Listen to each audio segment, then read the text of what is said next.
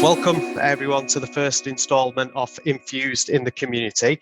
We've got a series of events we're going to be doing over the next couple of months around topics in the tech industry. And the first one today is on imposter syndrome. I've got through an expert panel, 3 individuals who are experts in the tech industry. Thanks for joining us. And we've got firstly Claire, who is an authenticity coach and business coach in the tech industry. Usman Hamid, who is CTO at Barclays currently, and Dean Branton, who is the CIO at Magnox. Thanks for joining us, guys. Do you want to just go, I'll go around, and if you want to give a brief introduction on yourself, that'll be useful, and then I'll kick off with the questions. Dean, do you want to go first? Yeah, okay. In case people don't know, Magnox, it's an organisation within the Nuclear Decommissioning Authority that's responsible for decommissioning the old nuclear power stations. I've been there about a year now, been brought in really to manage the IT organisation and to drive a modernisation of the IT and move to a smarter working, remote working, more agile working type of organisation post-pandemic. Prior to that, I was the COO at the technology organisation of HMRC, and prior to that, I've held a number of CIO and COO roles in TalkTalk, Gazprom, KCOM and BT. Thanks, Dean, for joining us. Claire? Thank you for inviting me. I am an authenticity and leadership coach for values-led leaders and entrepreneurs. And what that basically means is that I work with values-led leaders, a lot of whom are in the tech industry, but not exclusively in the tech industry, to help them level up and change the world. So as you can imagine, imposter syndrome is a topic that I come across fairly often in my day job. So I'm very excited about getting into it today. Thanks, Claire. And Osman? Thanks, Hassan. Hi, everyone. Osman here. Currently, I'm a CTO at Barclays. I specialise in strategy and architecture for core services within the bank. So this is similar to what Dean was talking about, trying to transform our legacy environments to be more modern, to kind of service the needs of our customers going forward. Prior to joining Barclays, I was at the BBC as head of product, doing a kind of a similar role, and I've kind of worked quite heavily within travel and the media sector before arriving at Barclays today. But yeah, thanks for the invite, Hassan. Great to be here. Yeah, cheers. So just in terms of the format, we've got a number of questions we're going to be going through. There's a chat box as well, so anyone in the audience who wants to ask questions, please feel free to, any questions that you want, just ask as we go along. So first question over to you, Claire. So imposter syndrome, what is imposter syndrome? Because I've been looking into it a bit over the last couple of months and speaking to a lot of people there that don't really know too much about it. So what is imposter syndrome? Always good to start with a definition. And I think a lot of people will know the term imposter syndrome, but it can also be limiting beliefs, or the saboteur, or the devil on your shoulder, or mine is my mother's voice telling me that I can't do things. But imposter syndrome is basically that feeling of, who the hell am I to try and do this? So whether that's go for a promotion, go for a pay rise, whatever it is, it's that feeling that you're a phony, or that you're a fake, and that you don't deserve to be here, or that you got into your position by luck, and that at some point you were going to get found out and told to get back in the box, and who the hell are you to try and do whatever it is that you're trying to do. Thank you. Dean? Well, actually, when you contacted me a few weeks ago about this this first session, and I thought I knew what imposter syndrome meant. You don't see a lot of it written actually on LinkedIn or any of the business channels, but when I kind of looked at it, I thought, yeah, I can understand why it's called that. And to be honest, there's been times in my career where I've kind of suffered this, and I can explicitly remember them, where I've gone through this process of, well, I'm going to get found out at some point, or the world's going to cave in, or I'm just not up for this, or I'm bluffing it, or I'm not worthy, and gone through that, and even within the C level, there are periods sometimes when that happens. It's not happened recently, but in the past, you've almost had self-doubt. Certain things around you are happening, you're thinking, you start to erode belief. So I kind of get it, and I can see why it's becoming more of more of a talked about subject and topic. Cheers. Usman?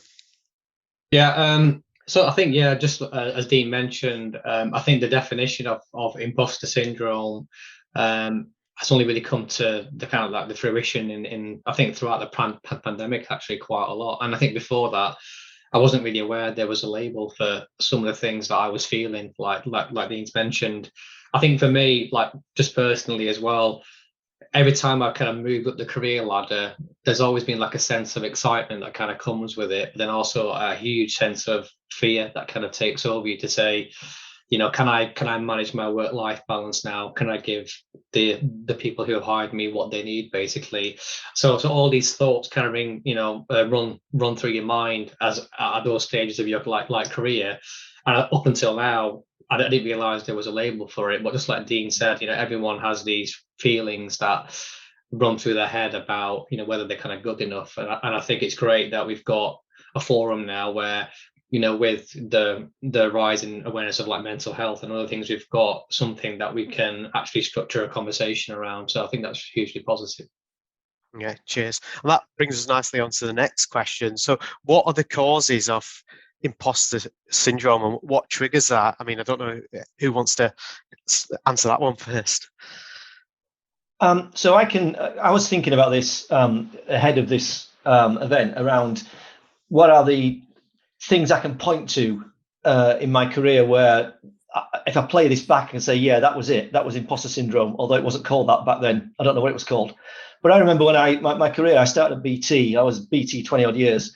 And then something happened. I thought it's about time I moved on, and I started looking for other roles.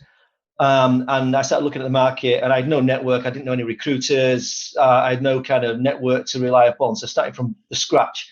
And I remember when I got to a point where I was offered an interview, and then I was offered a job. Kingston Communications, or KCOM, based in Hull, offered me a role. And up to that point, it'd been a game. It'd been, I'll just go out there and I'll kind of go through the rigmarole. I'll do some interviews. I'll kind of see what it's all about. And then it came to the point where we're offering you a job. And it was suddenly, bloody hell, this is real. What if I take it and they find out about me? What if, you know, I can only work for BT. I've only ever worked for BT. How would anyone else tolerate me? How would that work? How long before they find out about me? And there was all this stuff going on through my head. There's all these demons swirling around. In the end, I just pushed on and I took the role. You take that leap of faith. And actually, it was one of those best moves. You know, it just opened up a whole new avenue of career opportunities for me. But there was a period of a couple of weeks where it could have gone one way or the other, because all this stuff that was just without any proof or evidence, really, it was just stuff swirling around that wasn't based on anything other than self-doubt started to creep in, voices, irrational thoughts that were just making things more complicated. I love the way Usman described it a moment ago, which was, I think you said, Usman, that you had a new opportunity and you got the excitement and then the fear crept in as well. And that's exactly what it is. In kind of coaching world, we call it a expansion and a contraction. So for every expansion you have, every new level you reach, you have that contraction to go along with it. And that's that feeling of, oh, shit. Sorry, can we say shit? Sorry, I just said it. But we also call it a new level, new devil. So basically, when you go up a level, when you level up, there's another level of challenge that comes to really test whether you're serious. And it's just like a natural thing. And if you think of it like that, it's a bit easier to accept it because you're expecting it. And I think it's really important to say that every single person has imposter syndrome, no matter how senior you are, no matter how successful you are, whatever your definition of success is, we all have imposter syndrome. But the people who perform the best and are most successful and happiest have got strategies to turn down the dial on that imposter syndrome so it doesn't get in the way of what they're trying to do. Just to kind of explain it, I won't go too down the rabbit hole, but there will be something in your mind that happened to you when you're about 6 or 7, because that's when it happens to everybody, that triggered your particular brand of imposter syndrome. And we all have our own brand or flavor of imposter syndrome. So maybe it was your parents saying, nothing you ever did was good enough for your parents. So as an adult, that shows up as you're a high achiever, but you're never satisfied and you never stop and congratulate yourself. You know, you're never satisfied with what you're doing. Or maybe you couldn't join the cool gang in school. So your imposter syndrome shows up as rejection, and you never quite build that network or build your tribe, because at some level you're always scared of being rejected, and your imposter syndrome is that they'll find you out. Does that make sense? Yeah. Yeah. I don't know if that's Yeah. kind of ringing any bells for anybody. Yeah, no, definitely. Can relate to that, especially early on in my career as well. Usman? Yeah, I just want to echo what I think Dean said there, and I'll touch on a point that Claire's made, which is really important as well. I think for me, when a lot of this personally starts and these thoughts start to come into my mind is when you're looking to kind of take on a new role, and sometimes you get sent over a job description and you read it and you go, wow, there's a lot of scary stuff in that job description. Is it really me that they're looking for example? And then you start to speak with the hiring managers, and they get to know more about you in terms of your personality, what you've achieved really, and that starts to make you feel a bit comfortable. And then, like Dean said, you get through to the second stage and you think, really, is this actually happening right now? And then you get more and more, and then you get an offer really, and then you think, wow, I'm actually here. But that kind of fear of just going through the process, try to compare yourself against something that's written down in terms of black and white, that's quite binary, like a job description, and then you actually start to do the role, and then you actually realize that actually the job description is not even relevant to kind of like what you're doing right now. So you're here for your abilities in terms of what you can bring to the organization, and not let a job description like define what you need to do. So I think that's how, for me, like every time I've moved jobs and roles in the past like 10, 15 years, that's always been the anxiety that's kind of crept in. Like Dean said, I'm going to find out I can't do half the stuff on this job description, but it's that kind of constant battle that you have. And then the other thing that Claire mentioned is really good about early age, and I was thinking about this as well. So when we're young and we're growing up, like when we're children, there's so much encouragement that we get from our parents and family. Like, when we learn how to crawl or to walk, if we fall back down, we get encouraged to get back up again. And, we're kind of actively encouraged to kind of crawl, to walk, to do the first things in life. But as we get older and we talk to people about, I'm going to start my own business, or I'm going to go for this job, it's just all negativity. It's like, well, actually, do you really think you should be doing that? Shouldn't you just do the 9 to 5 if you're starting actually like your own business? Are you really qualified? So the actual conversation flips from one of encouragement to when you're young, where everyone around you, that actual support network is trying to get the best out of you, whether that be crawling or trying to walk or saying your first words, going to school. But as you get older, I found that it's more negative, and there's less. The human instinct is not to encourage; it's to kind of question a lot more, and that also creates a level of doubt as well. It's just an interview that I watched the other day that kind of really, really like resonated with me, that I just wanted to share, because I think what Claire said about your early life kind of shaping where you go, I think that's hugely important to kind of flag. Yeah, no, cheers. I think just picking up on that early life. Sorry, Osman, have you finished? Yeah. I can't remember when early life. So I'm probably talking about 15 or 16. I can remember one of those kind of defining moments where I was about to leave school, do my O-levels, and I was thinking A-levels are for me. And I was told explicitly by the careers teacher we had careers teachers back then, you're not good enough for A-levels. You cannot do A-levels. You're not clever enough. And that was quite a significant thing for me to hear. And I almost became a rebel without a cause after that. It was a kind of, I'm going to prove the world wrong. And it set me on a particular course. And you kind of kept that in the back of your head, because it was a real kick. And it made you reflect and look at yourself through a different lens than you previously looked at yourself. And it kind of flavors the way you then, behave and act as you start to build your career. Yeah. No, cheers for that. So just wanting to move on to the next question, what are the characteristics of imposter syndrome? So there'll be a lot of people out there probably who are going through this and they don't know, what they're going through. And yeah, so over to you guys, what should people, look out for? Can I kick this off with a story? Go on. It reminded me of a situation I had. So I'd had a baby. I had my third baby, and she was about 6 weeks old, and I was running a conference, and I was the keynote speaker at this conference. And it was at AQL in Leeds, if anyone's been there. And their conference floor is on top of a data center. So it's a glass floor on top of a data center. So you've got all the machines humming and buzzing, and there's this glass floor, and you have to climb over this barrier. I would walk out onto this walkway in front of the glass floor, and I was in a post-baby haze and about to do this keynote speech. And the imposter syndrome I felt when I was trying to climb up that ladder in high heels and walk out in front of hundreds of people was ridiculous. So for me, it was sweaty palms. Well, there's physical characteristics. There's sweaty palms, feeling sick, heart racing, that adrenaline, feeling in your gut. Sometimes people actually are sick, and they're just the physical symptoms. So that's how it shows up for me. But there's also the mental ones as well, which are the self-talk and those stories that we keep on coming back to, the stuff that happened when you're a kid, the self-talk that you have, which means the difference between actually doing them and not doing them in terms of characteristics. And then there's the third one, which is the really sneaky one, which is the subconscious, which is the self-sabotage when you actually achieve something. So if you have a promotion, then you do something to self-sabotage to prove to yourself that you didn't actually deserve it in the first place.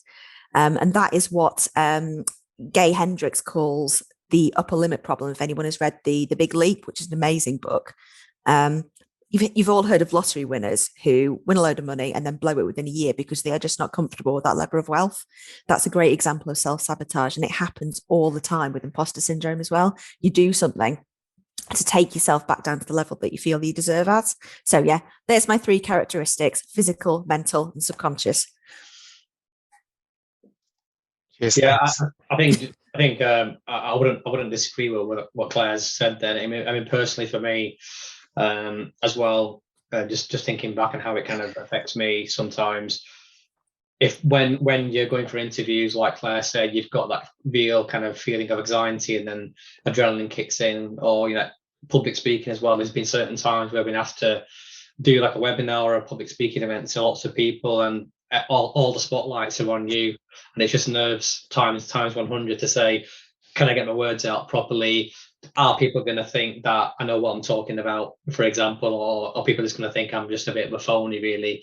So all those things kind of go to your mind, and you start to settle into a rhythm as you start to speak, but you're still massively conscious that there's 500 people there that have got their eyes on you and listening to your every word, and anything that you say out of line could be retweeted or put on LinkedIn to say, oh, Usman said this, really, for example, how's he got to where he is, saying that type of stuff. You have to be, all those things kind of go through your mind.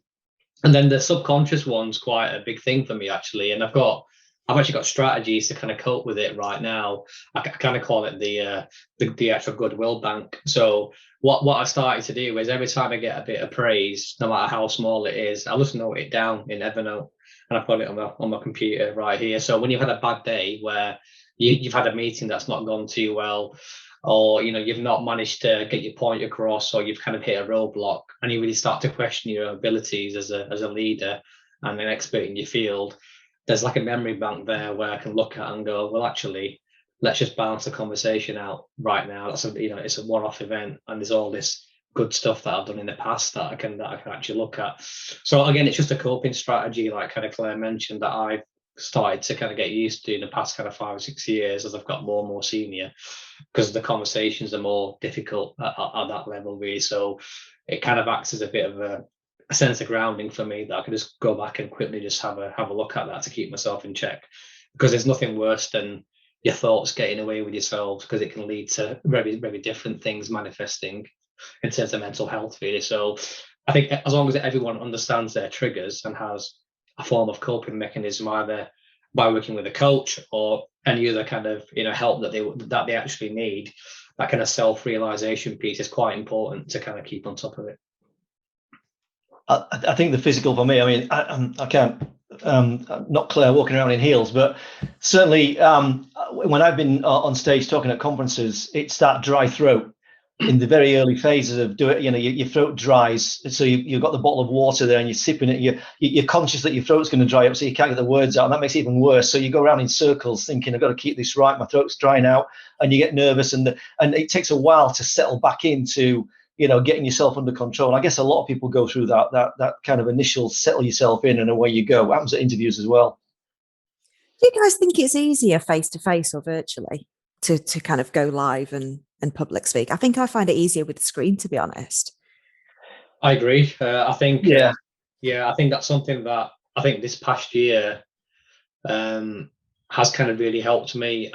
So I've always struggled with, and it's been pointed out to me a number of times. It's not a bad thing, but I think it's just nerves that if I don't know someone, I find it very hard to make eye contact with them when I'm speaking.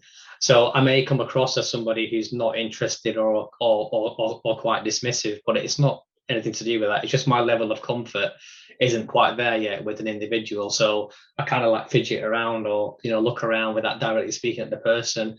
But when it's a camera like this, like for example, now it looks like I'm looking up at the screen because my camera's down here, but I'm more comfortable in this setting speaking to people. And I think that's been something that I've noticed this past year, really, where I've kind of gained more confidence in a strange way of speaking, like in forums like this and through video than actually doing it face to face. And I've kind of picked up on that and realized that if I can do it in a virtual setting, then I can transfer that to a physical setting going forward. Yeah, it's quite interesting that you mentioned that, because just slightly off topic, so there's been quite a few candidates who've done their first interview where they've done it remotely, and they've asked a lot of questions around not being comfortable with it, or it's not something compared to being face to face. So it is something. The more you do it, I think the better or the more comfortable that you'll get. So I actually think it's a real problem in the recruitment process. Well, in employment, I guess, really. I know quite a few people who have started new jobs during lockdown, and the thought of going back to the office and actually meeting people face to face is petrifying them, because they've kind of established a certain presence from the comfort of their own home. And the thought of, public transport and getting into the office and all logistics around that it's making them quite anxious. It's it's the new version of imposter syndrome, isn't it? All this as we transition and try to work out what we're doing in this new brave new world. Yeah, sorry. I was going to say, just finishing off, picking up on Usman and I had a chat earlier about we both started our new roles in lockdown. So I was interviewed. I had I was interviewed face to face in February last year, and then 2 weeks later, lockdown occurred. So I've spent the first year, and it's just the first year in doing this role at Magnox completely from home. I haven't met any of my team. I've only ever seen them from the waist up. And it's quite interesting, because if you'd had that conversation 18 months ago, people have thought you were crazy, that you could actually do a role, do a leadership role, drive a team, modernize an organization, doing everything from your office at your home and never traveling anywhere. So it's kind of how quickly we've all adapted to that. So it's this world. I think remote working is quite interesting. I know we're not talking about remote working, but it's one of those things that organizations have kind of been toying with for a long time, and they've put on the too hard to do pile. It's been a boardroom discussion, but never really been pushed through. Suddenly something happens and it forces the issue. And now the world's not crashed, the sky's not fallen in, and businesses are continuing to run. And now reversing that brings a set of challenges as well. So interesting how things have played out. Yeah, no, cheers for that, Dean. So got a question here from the audience. Senior positions can feel quite isolating, which is a breeding ground for imposter syndrome. What does the panel think about 360 feedback sessions with direct reports, peers, and levels more senior to help reinforce confidence in yourself and abilities? Yeah, I kind of agree with what the question said, that sometimes that when you get more senior, it can get quite lonely.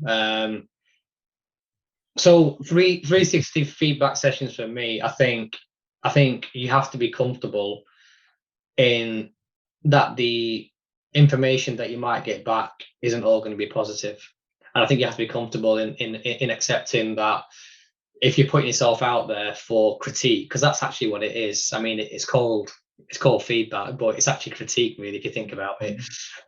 So whilst people might highlight your strengths, they're going to focus in a lot more on your weaknesses, I think, because that's just the way I think. So I talked about that kind of journey about being a baby and being encouraged, and as you get older, it's more negative.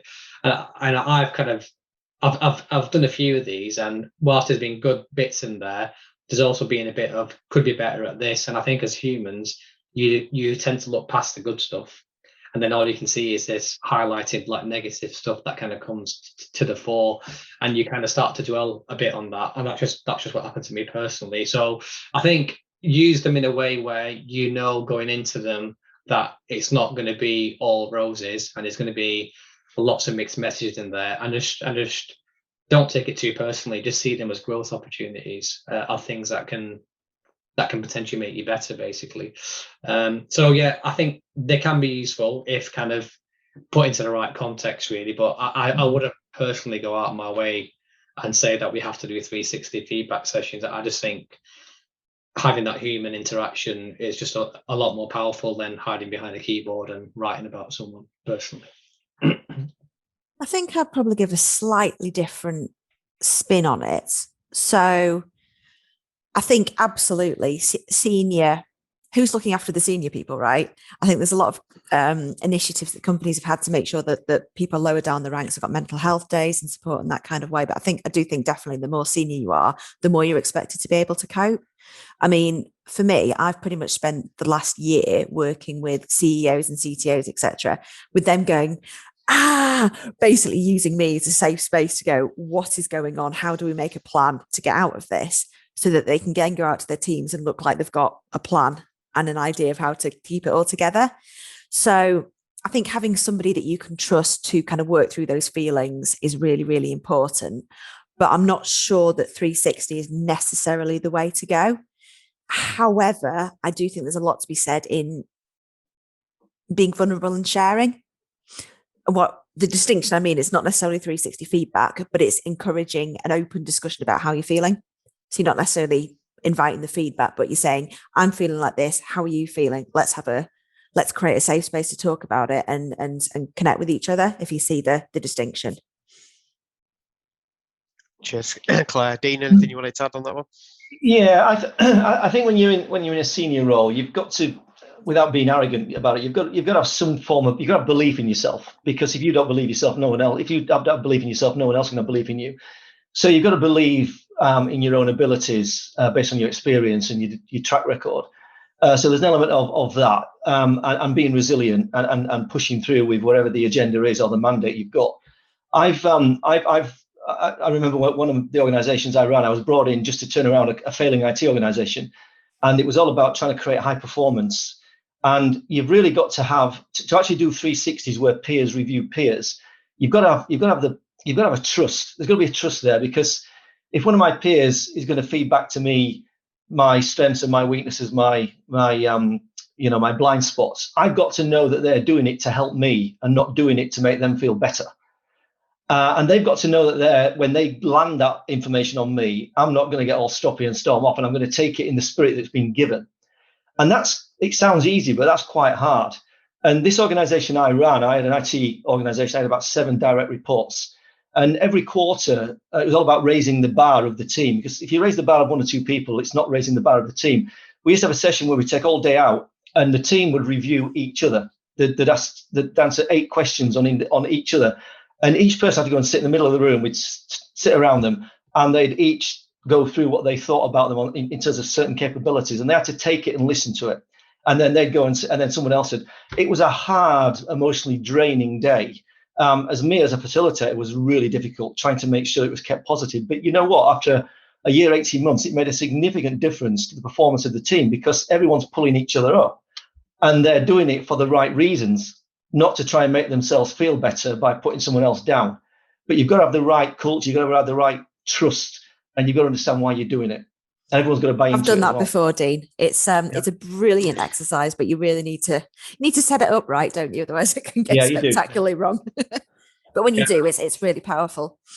I think the other thing I wanted to add on the senior leadership bit as well, completely agree with what Claire and Dina said, is having an expansive network outside of work where there's other people in your position that you can speak to is also, whether they're your mentor or you can meet them for a coffee or a drink or whatever. We call it chewing the fat, for example. But someone who can actually relate to your experiences and kind of what you're kind of going through is also helpful. I know sometimes it's not it's not easy in the kind of environment that we're in. But I think just having someone else there, similar role, similar type of profile, who has been doing it for a bit longer, or you can confide in and get their kind of guidance from, is actually another great way to kind of cope with some of the feelings that you may have in terms of isolation, for example. So I think certainly with things like LinkedIn, for example, and other kind of online tools, building your network is quite important as well, to try and give you different avenues to get feedback from. Cheers for that, guys. So next question, I know we've touched on some of this whilst we've been discussing and answering some of the previous questions. What are the effects of imposter syndrome? What can the effects be on individuals? What just touch upon something that I think was missed earlier around what causes imposter syndrome. We kind of almost talked about it from it's within, but I also think that imposter syndrome can be driven or stimulated by a particular culture of an organization. If it's one that's very hierarchical, or it's an aggressive, macho type of organization, people can feel intimidated. They can feel a fear to speak up because it's not going to be listened to, or they're going to be shot down. And I think that can stimulate a move towards feeling like an imposter, or feeling you're not worthy, or you lose belief in yourself. So I think that's something as well, just to put into the mix. But I think with imposter syndrome, if it's taken to its extreme, and Claire's more qualified on this than I am, but if you are feeling that, and it gets to a point, I think people will withdraw, they'll lose motivation. The whole effectiveness of a team will start to be affected by people withdrawing, or one individual perhaps potentially withdrawing. I think it'll be, you'll see it. And ultimately, it can affect people's relationships, not just at work, but outside work as well, if it's taken to the extreme. Totally agree, Dean. And yeah, absolutely. Thank you for bringing up that whole external effects as well. I think there's a brilliant equation which originated, I think it was the inner game of tennis, which is where coaching came from back in whenever it was first invented, which was your performance equals your potential minus the interference.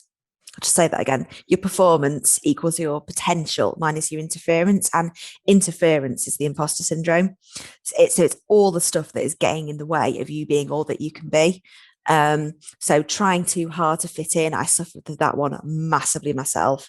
Not living up to your potential, not even trying for things that you want, lack of recognition, so not going for promotions or pay rises, or setting up your own company if that's what you want to do. I think it's a massive problem for introverts as well, who don't feel, or they get shouted down by people who want to speak quickly without necessarily considering their opinion. And also the introverts who suffer from imposter syndrome have as valid, if not more valid, points to make, but they don't get their point across. And then, of course, the culture of the organisation suffers because we haven't got that diverse and inclusive range of opinions. Who was it yesterday? I made that brilliant point about being binary in tech. Is it Dean or you, Usman? Yeah, I think it was me, yeah. Yeah, I thought that was such an insightful comment. I thought it was absolutely brilliant, just talking about how in tech. Well, you explained it. You explained a lot better than I did. Yeah. I think when we were talking, I kind of made a comment that sometimes as technical people, people who either work in software development, or any other kind of technical field, that sometimes success to them is on kind of a very binary answer to whether it's right or wrong, for example. So, if I write something and it produces this output, that's success, tick for me. But when it comes to feedback and dealing with people, it's never binary. There's lots of gray in between, and a lot of technical people aren't comfortable in dealing with feedback because it's not a binary answer. It's not like, yeah, you got 7 out of 10 on that, or you got 8 out of 10 on this. It's quite ambiguous. So they struggle to figure out, how do I address this point? Because they can't, in their heads, compute how they can tackle it, basically, or how they can solve the problem. So yeah, it's something that I've noticed with a lot of engineering teams that I've led in the past, that when you have to give them feedback, you have to tailor your style so it kind of resonates with them, because it can't be too vague or ambiguous because they just won't get it. So you have to adapt your strategies in terms of how you give that feedback, really. So it's an interesting thing. I could be wrong. I think there's exceptions to the rule there, where some people are able to kind of take that kind of feedback. But yeah, I think more than not, the technical kind of elements, people are very kind of introverted as well, who are kind of like technical people, and not really comfortable with like communicating, very comfortable working on their own, just working on a very task orientated kind of culture. So I think all that kind of leads to that kind of sense of being uncomfortable when that feedback comes, where they can't just make it clear in their head about what it means for them. Cheers, Osman. I think that what you mentioned there around feedback actually leads nicely onto the next question. So how can we openly discuss this in the workplace, and what is being done to tackle imposter syndrome? I think for me, it's my strong belief anyway, that most roads lead back to leadership, because leadership of an organization at various levels, leaders set the environment that fosters a particular type of culture that has an impact on individuals. So I think if you've got a particular culture where you're hierarchical, and it is all about grade and rank, then it's going to foster people feeling more like imposters, or not really. I guess not growing to their full potential.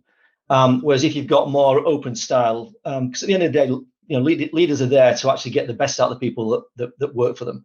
That as a leader, everything that's attributed to you is done through people. So you're there to serve them rather than to serve you. I don't want to get into the whole servant leadership kind of bit, but that's really what it's about. Your role is to make sure the guys that work for you have got all the opportunities to actually grow and flourish and be confident and get belief in themselves, and to become the best version of themselves. And that can only happen if you've got the right type of culture, the right type of organizational belief system where people feel comfortable and they can have open conversations. So I think leadership plays a big part in all of this. Totally agree. I mean, from my perspective, it's about leaders. Absolutely agree with you, Dean. Creating a culture where people feel safe and like they can bring their whole selves to work, whatever that means to them, and that every contribution is valid, so that people can make mistakes, you can iterate and improve, both technically and professionally, I guess, as well, and behaviourally. And I think it's really important that people see leaders as vulnerable. And don't put them on a pedestal, so that they can connect with them, and people just feel able to have the conversations that they need to have in order to take responsibility for improving themselves. Yeah. I agree with both those points. So I think for me, culture is hugely important, and actually company values in terms of what you actually want out of your workforce.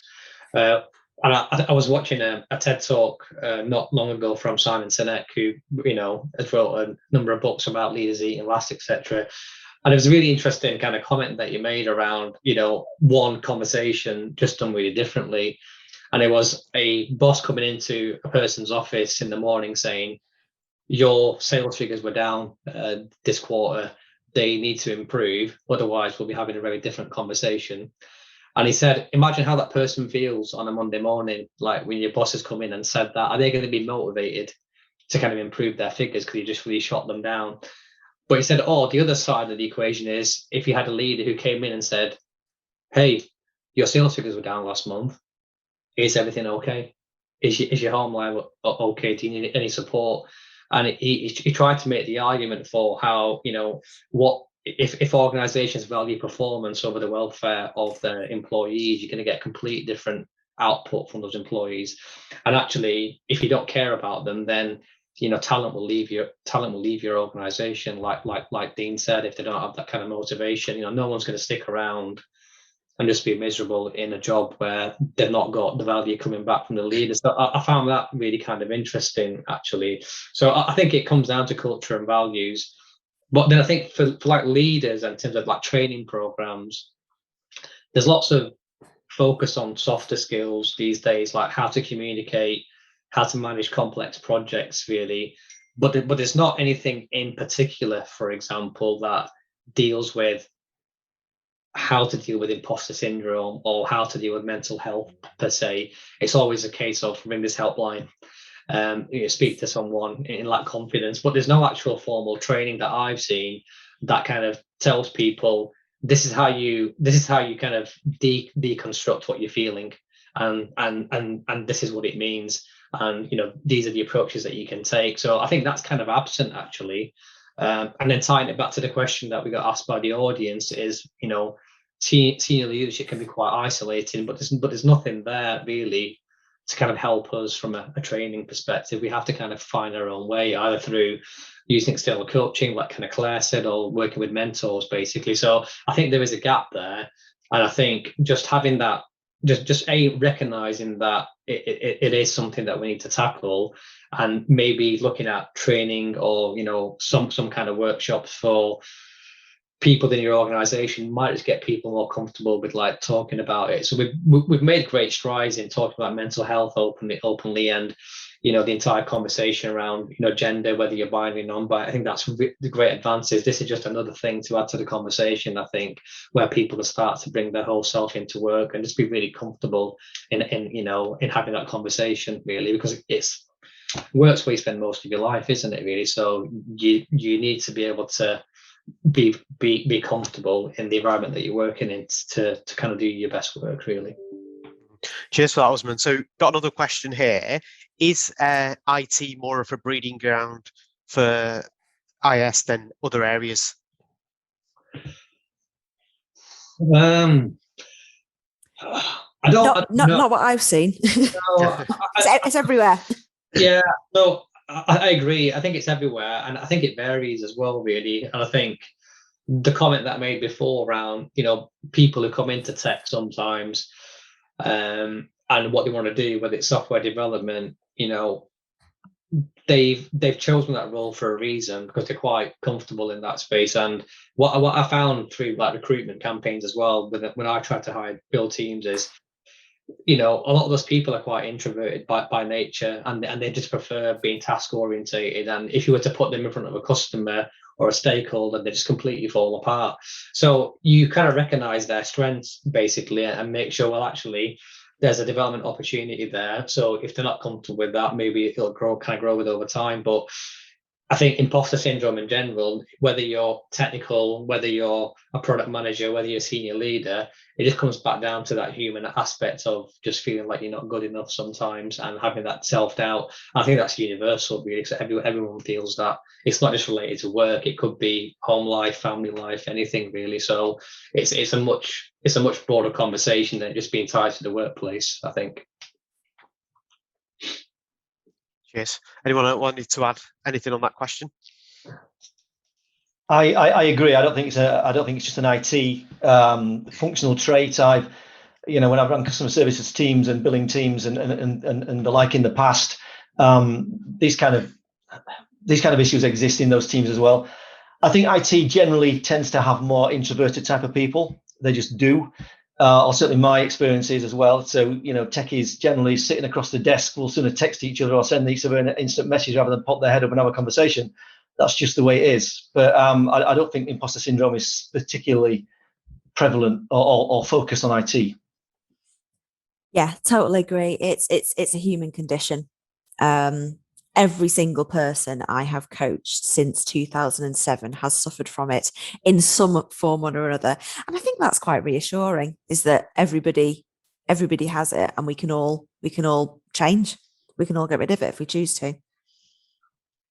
Thanks. So final question. I know we've covered some of this. So you as an individual, how can you overcome imposter syndrome, and what strategies, what help is out there for, individuals? May I jump in on this one? Yeah. There's my imposter syndrome asking permission to talk on a panel. So I've created a PDF, 5 ways to beat imposter syndrome.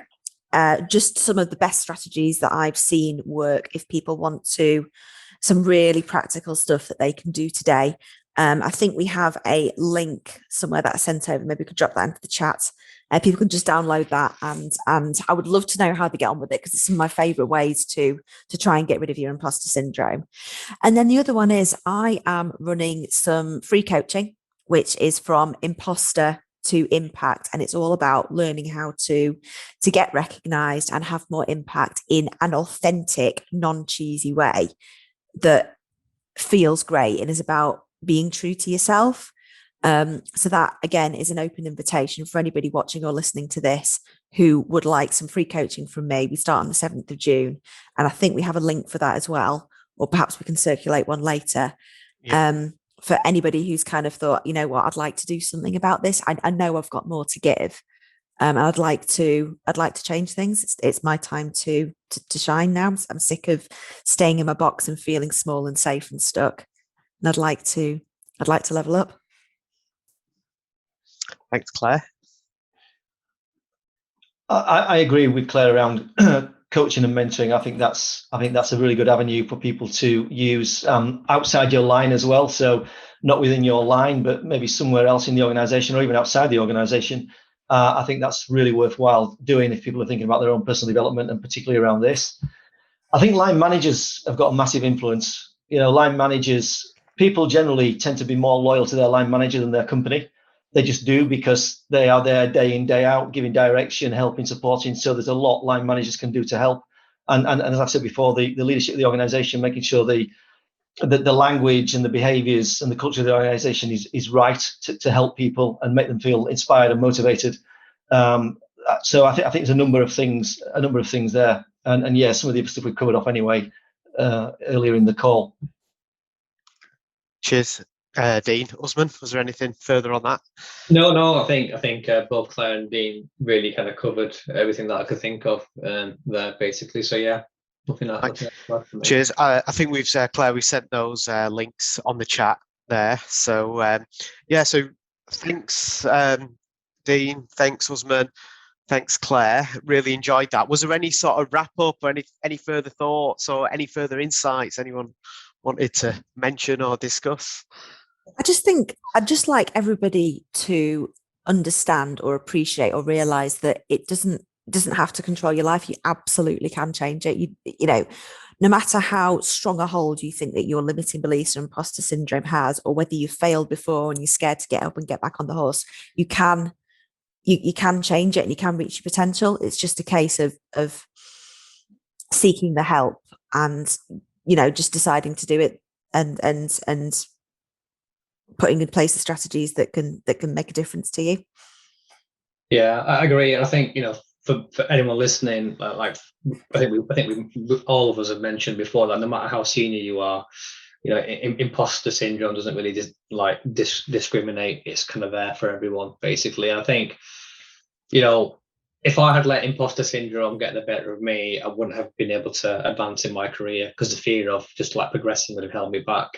And there's a really great quote from a guy called Wayne Gretzky. He says, "You miss 100% of the shots that you don't take." And I've always referred back to that as a kind of something, because it just basically means that you're never going to be successful unless you take a chance, basically. So there's different ways to kind of cope with it. And I think personally for me, getting uncomfortable and kind of working through that just adds more things to your toolbox, and then you can use that to kind of progress your career. Otherwise, the fear of that kind of happening just keeps you back to where you are. Thanks, Osman. Dean, any final thoughts? Not really. I suppose the other thing as well we haven't touched on, not explicit as well, but I think sometimes setting priorities and not allowing yourself to become overwhelmed so that you exacerbate that feeling you've got. So stay within your own 3-foot world. Control the things that you can control, things that matter, and don't drown in all the other things that are not important. Thanks for that. Well, thanks everyone for joining. There will be a follow-up. Thanks to the panel again. I've really enjoyed that, and look forward to the follow-up on this. Cheers. Thanks for inviting me. Yeah, no, thanks. Cheers, guys. Thanks, Osman. Thanks, Steve. Thank you. Thank you. Thanks, bye.